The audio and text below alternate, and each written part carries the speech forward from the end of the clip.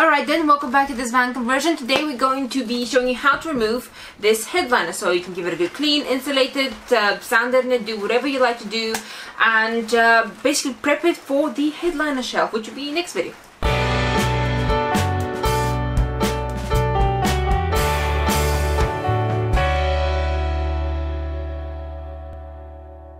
And the other reason why we want to remove the headliner instead of just, building a shelf here is because, as you can see up here, there's actually quite a lot of space in this triangle that's kind of contoured off. So, as you know about any van conversion, we want to utilise the maximum amount of space possible, and that is wasted space. So that is going to be utilised. Also, it seems to be a home for spiders, and I don't really want to provide the excellent accommodation for spiders. There's different ways that you can remove this headliner. I know different sequences, remove whatever plastic first, different plastic first.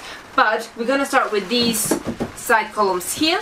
And that is primarily because we have a leak to treat, which you should have seen in a previous video, so hopefully it's already fixed.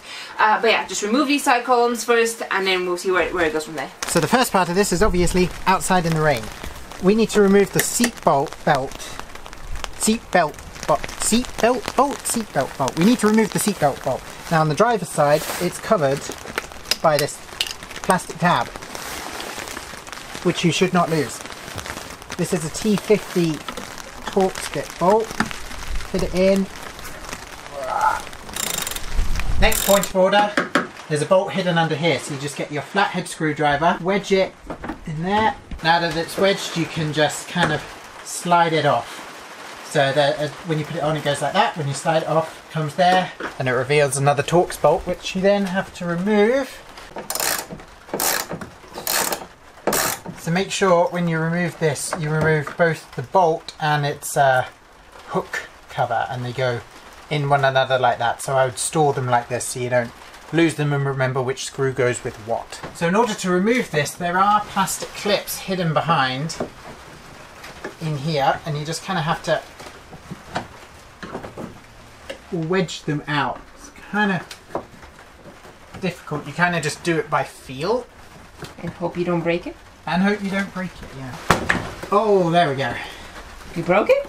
No, I got it out. Thank you very much. As you can see, this here is the tooth, and this is the actual clip that was holding it in. And there's a hole in the metalwork where this goes in, so you kind of just have to wiggle it around and pull it out. And these clips extend all the way down. So you just get both fingers behind. Just be very gentle but firm in your pulling. So there you go. Actually, that's a better angle. That's the clip.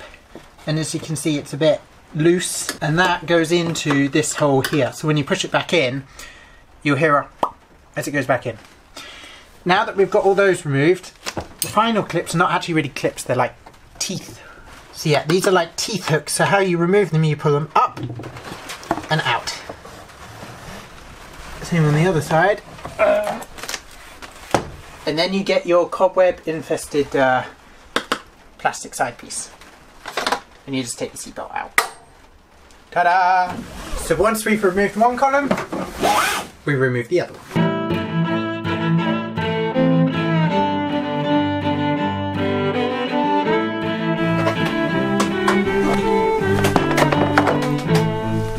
Right, so now that we've got the side panel off, in order to get the headliner off, we also need to remove these sun visors. Now these are held on with 4 bolts. 2 of the bolts are here on the side, one here, and one here. And the other 2 bolts, there's one up there, like in there, and another one here on the side. So these are a T30 Torx bolt, and they're pretty well screwed in.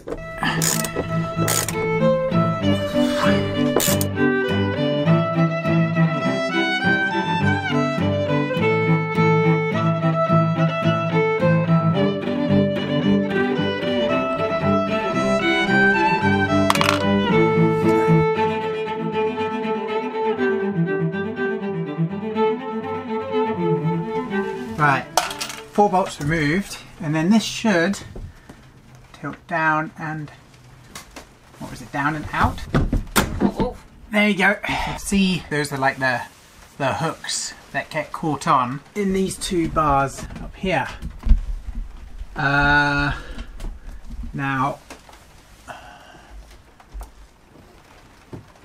I'm going to need a flathead screwdriver. Apparently you just poke screwdrivers in here and hope that you don't break this. Now you've got to be very careful because you've got this outer plastic which is really thin, and then if I bend this down you can see there's like an inner metal sheet on the roof up here. You have to get your screwdriver in between this plastic and that. You don't want to be trying to do that. Careful. Hey! Is it alive? Yeah, those are the clips.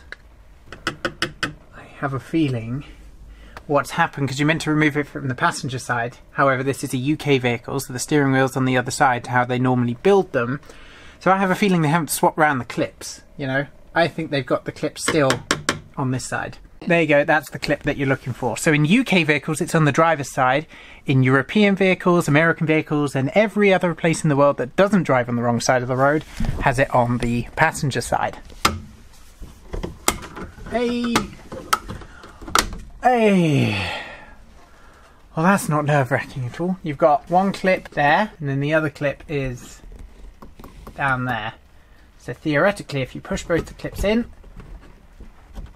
that comes out, and then the other side magic slides out. See, that's what I was hitting with my screwdriver, which is not going to get it out. So to remove this clip, you see that tiny incision there? Get a tiny screwdriver, put it in, and kind of like do that, push it, and that should be able to wiggle it. It might take a few tries. It moved. It moved. Should be able to just... There you go, that's one. So we can't actually figure out how to remove this clip. So what we're going to do instead is take off this plastic cover, which will reveal the inner workings, and maybe that will give us a clue on how this works. I heard a noise. Oh, it's wiggling. It's wiggling. So you just pull? You just pull. Guys, you just pull! Well, now we have a fancy circuit board. Oh look, the light turned off. Right, I'm going to put this back together. Like nothing ever happened. Like nothing ever happened, exactly. You do not need to do this. You only need to pull the white clip hard enough the first time and not unbolt everything and get to circuitry.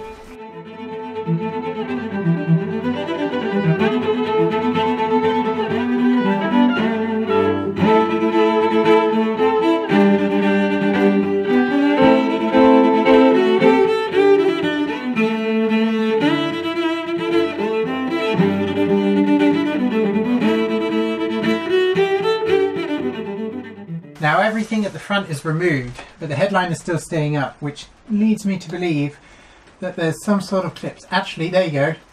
You can actually see them. There's the clip in there. Screwdriver in and just down, like so.